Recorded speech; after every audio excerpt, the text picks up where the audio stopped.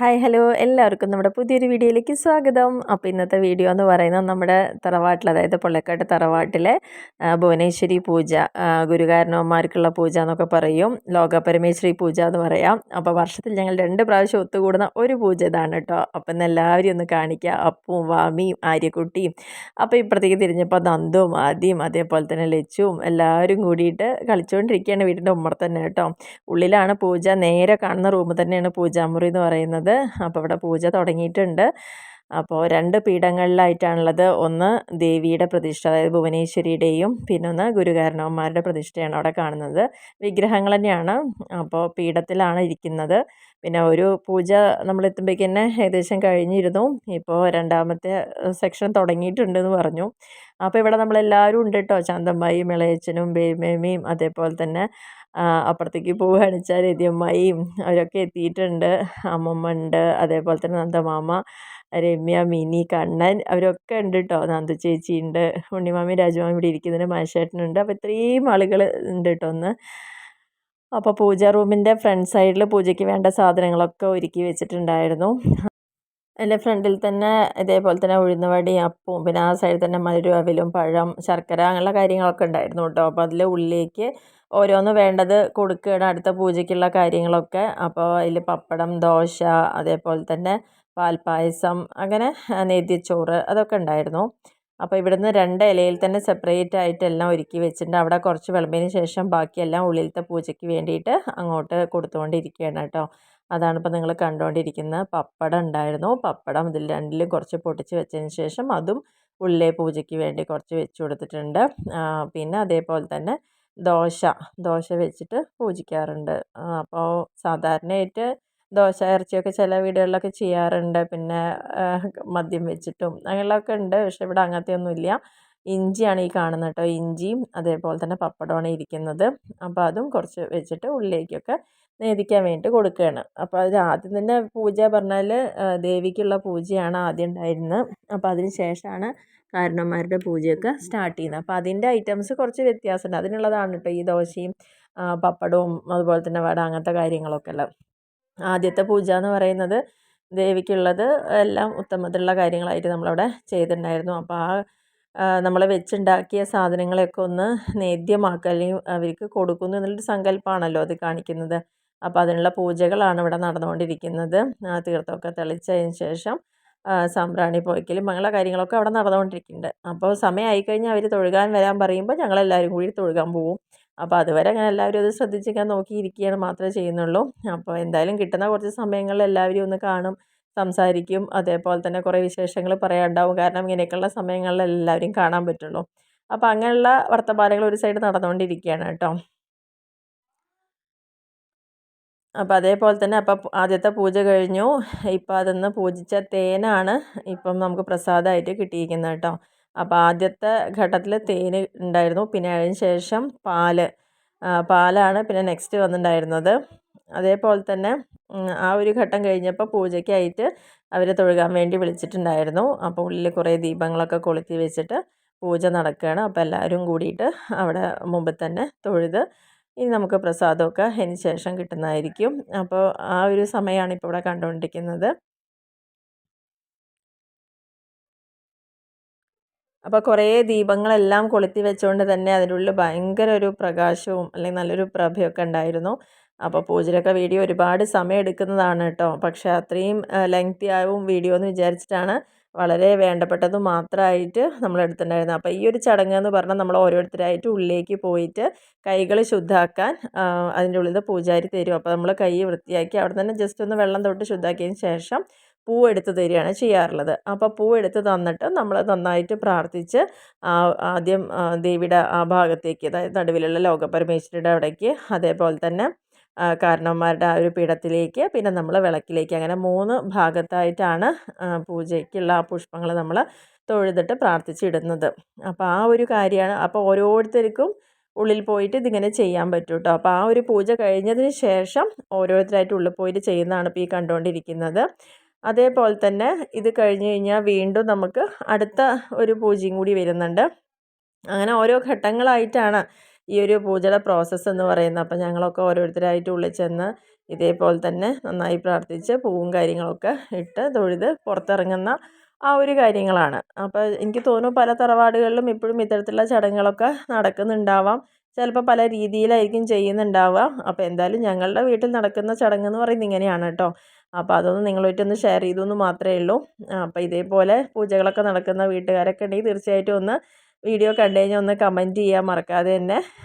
എന്തായാലും എങ്ങനെയൊക്കെയാണ് ഓരോ സ്ഥലത്തുള്ള ആചാരങ്ങൾ നമുക്കറിയാൻ പറ്റുമല്ലോ. അപ്പോൾ അതുകൊണ്ട് എല്ലാവരും അങ്ങനെ ചെയ്യുന്ന വീട്ടുകാരുണ്ടെങ്കിൽ തീർച്ചയായിട്ടും ഒന്ന് കണ്ടു കഴിഞ്ഞാൽ ഒന്ന് ലൈക്ക് ചെയ്യാനും കമൻറ്റ് ചെയ്യാനും ഒന്നും മറക്കരുത് കേട്ടോ.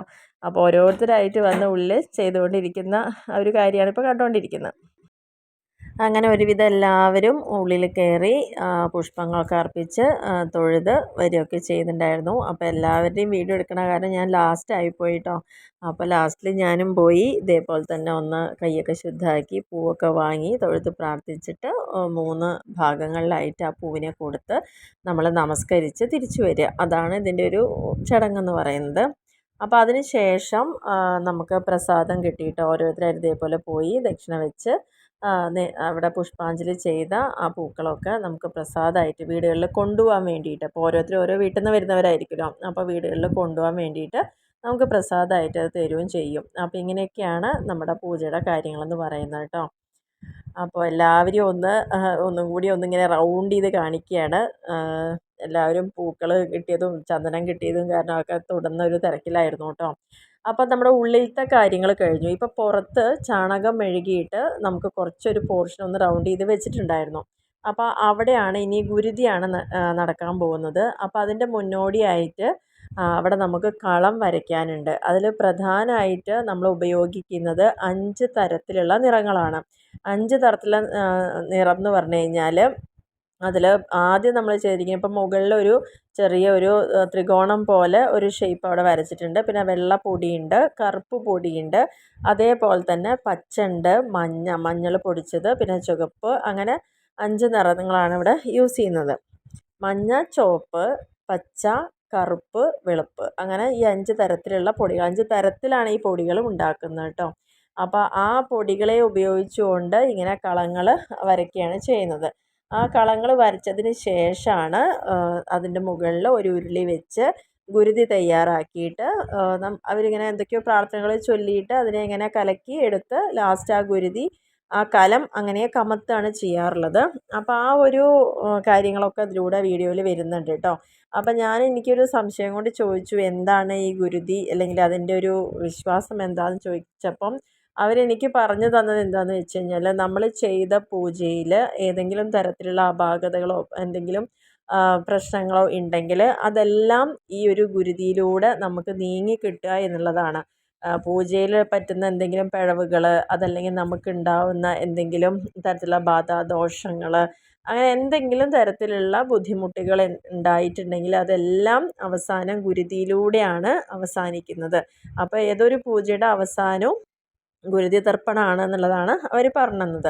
അപ്പോൾ നമ്മൾ ആ നേരത്തെ കളം വരച്ചതിൻ്റെ മുകളിൽ ഒരു ചെമ്പ്, ഇതേപോലെ ഗുരുതി കലക്കാനുള്ള ചെമ്പ് തുണി വെച്ച് മൂടിയിട്ട് വെച്ചിട്ടുണ്ടായിരുന്നു. അപ്പോൾ അതിനെ ഇനി മാറ്റിയതിന് ശേഷം അവർ അതിന് കുറച്ച് പൂജകളും കാര്യങ്ങളൊക്കെ ചെയ്തിട്ട് ഇതേപോലെ തന്നെ വെള്ളം കൊണ്ടും ധൂപം കൊണ്ടും ദീപം കൊണ്ടും ഒക്കെ ഒഴിഞ്ഞതിന് ശേഷമാണ് പിന്നെ അവർ മന്ത്രങ്ങൾ ചൊല്ലി അത് കലക്കി തുടങ്ങുന്നത് കേട്ടോ.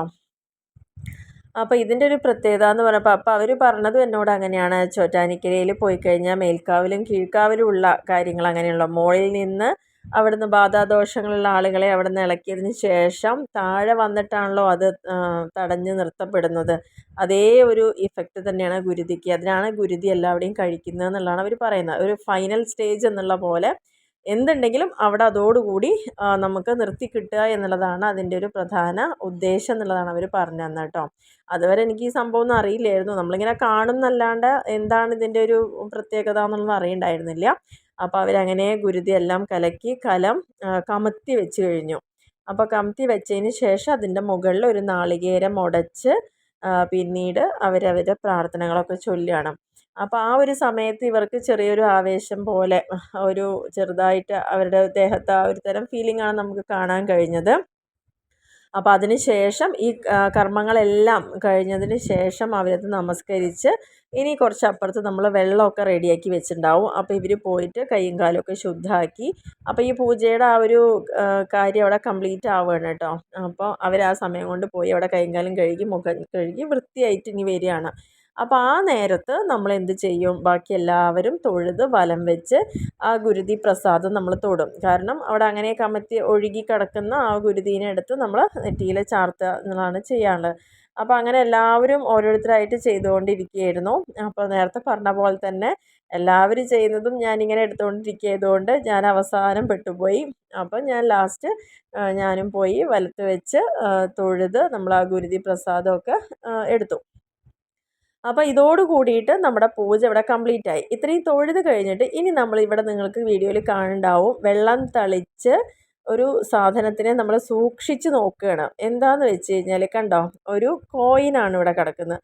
അപ്പോൾ ഈ ഗുരുതി കലക്കിയ വെള്ളത്തിൽ കോയിനും ഉണ്ടായിരുന്നു. അപ്പോൾ ആ കോയിൻ കലക്കിയതിന് ശേഷം കമത്തുമ്പോൾ എങ്ങനെയാണോ ആ കോയിൻ കിടക്കുന്നത് അത് വെച്ചിട്ടാണ് നിമിത്തം പറയുന്നത്. ഒപ്പം തന്നെ നമ്മൾ ഉള്ളിൽ ആദ്യം പൂജ ചെയ്യുന്ന സമയത്ത് ഒരു കോയിൻ വെച്ച് പൂജിച്ചിട്ടുണ്ടായിരുന്നു. ഇവ തമ്മിൽ ഒത്തു നോക്കിയിട്ടാണ് നിമിത്തം പറയുന്നത്. അപ്പം നമുക്ക് പുറത്തുനിന്ന് കിട്ടിയ കോയിൻ എന്ന് പറയുന്നത് ഹെഡിൻ്റെ ഭാഗം പടിഞ്ഞാട്ടായിട്ട് നിൽക്കുന്ന ഒരു പൊസിഷനിലായിരുന്നു.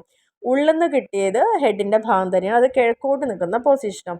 അപ്പോൾ ആ ഒരു കിഴക്കോ പടിഞ്ഞാറോ ആവുന്നതുകൊണ്ട് കുഴപ്പമില്ല. പക്ഷെ ഓപ്പോസിറ്റായിട്ട് വരികയൊക്കെയാണെങ്കിൽ ചെയ്തിയിൽ പിഴവുകൾ അല്ലെങ്കിൽ എന്തെങ്കിലും ദോഷങ്ങൾ ഉണ്ട് എന്നുള്ളതാണ് അതിൻ്റെ ഒരു സങ്കല്പം.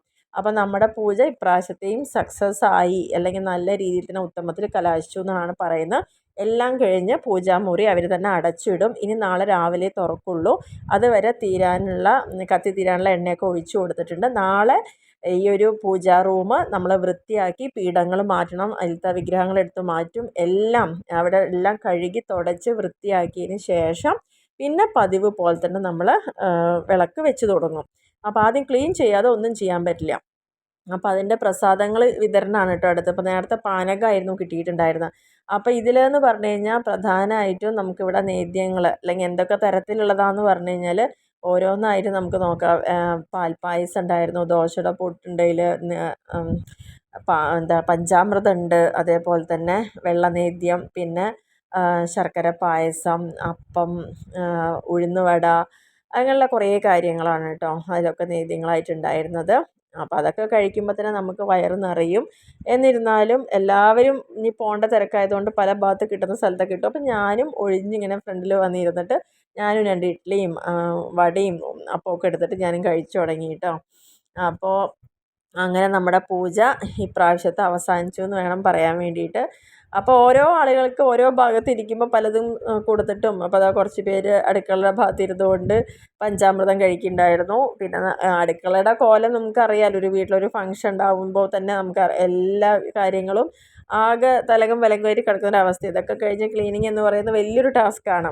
അപ്പോൾ ഇതൊക്കെ ഇതിന് വേണ്ടിയിട്ട് ഒരുക്കി വെച്ചതായിരുന്നു കേട്ടോ. ഇത്രയും അപ്പം, വട, അതേപോലെ ഇഡ്ഡലി. രാത്രി ഞങ്ങൾക്ക് എല്ലാവർക്കും ഇഡ്ഡലിയും സാമ്പാറും ചട്നിയും ചമ്മന്തിയും ഒക്കെ ഉണ്ടാക്കിയിട്ടുണ്ടായിരുന്നു കേട്ടോ. അപ്പോൾ എല്ലാവരും രാത്രി തന്നെ തിരിച്ചു പോവും. അവിടെ ആകെ 1-2 പേര് മാത്രമേ ഉണ്ടാവുള്ളൂ, തങ്ങുള്ളൂ. ബാക്കിയുള്ള എല്ലാവരും തിരിച്ചെന്തായാലും പോവും.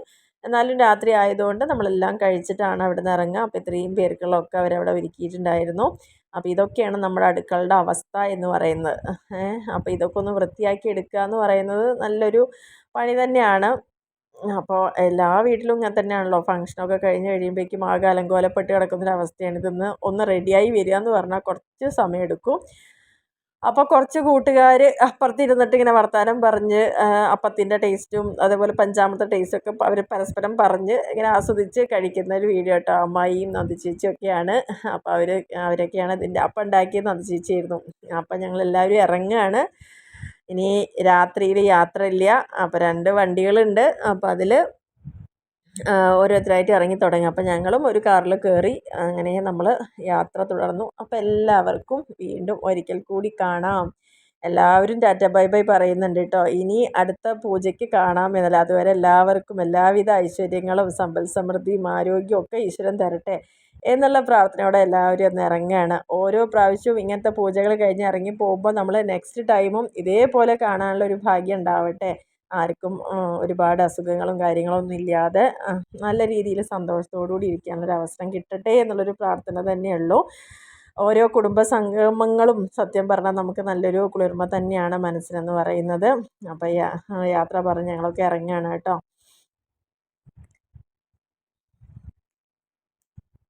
ഉമ്മർത്ത് തന്നെയായിരുന്നു നേരത്തെ ഗുരുതി ചെയ്ത ഭാഗം ഉണ്ടായിരുന്നു. അവിടെ ഇതേപോലെ തന്നെ എല്ലാം ഇവിടെ നമ്മൾ ചവിട്ടുമൊന്നുമില്ല, ആ ഭാഗം ഒക്കെ ക്ലീൻ ചെയ്ത് നാളെ തന്നെ അവിടെയും സാധാരണ പോലെ യൂസ് ചെയ്യാമെന്നുള്ളതാണ് പറഞ്ഞത്. അപ്പോൾ എന്തായാലും ഏകദേശം ഒരു 10 മണിയോട് കൂടി തന്നെ പൂജ കഴിച്ച് ഞങ്ങൾ ഇറങ്ങി കേട്ടോ. വേഗം തന്നെ ഇപ്രാവശ്യം പൂജ കഴിഞ്ഞു. നേരത്തെ തിരുമേനി എത്തിയതുകൊണ്ട് നമുക്ക് പൂജയും ഒരുപാട് ലേറ്റ് ആയില്ല. അങ്ങനെ നമ്മൾ നമ്മുടെ പാലക്കാട് പട്ടാമ്പി റോഡിലേക്ക് എൻ്റർ ചെയ്തു. അങ്ങനെ മാങ്കുറിശ്ശി എത്തി. ഞങ്ങളുടെ വീടിൻ്റെ ആ വഴി വരെ എത്തിയിട്ടുണ്ട് കേട്ടോ. അപ്പോൾ ഇവിടെ ഞങ്ങൾ ഇറങ്ങിക്കഴിഞ്ഞാൽ പിന്നെ അങ്ങോട്ട് മുകളിലേക്ക് പോവുക വേണ്ടല്ലോ, അത്രേ സമയമുള്ളൂ. അപ്പോൾ എന്തായാലും ഈ വീഡിയോ നിങ്ങൾക്ക് ഇഷ്ടപ്പെടുകയാണെങ്കിൽ തീർച്ചയായിട്ടും ലൈക്ക് ചെയ്യാനും ഷെയർ ചെയ്യാനും കമൻറ്റ് ചെയ്യാനും മറക്കരുത്.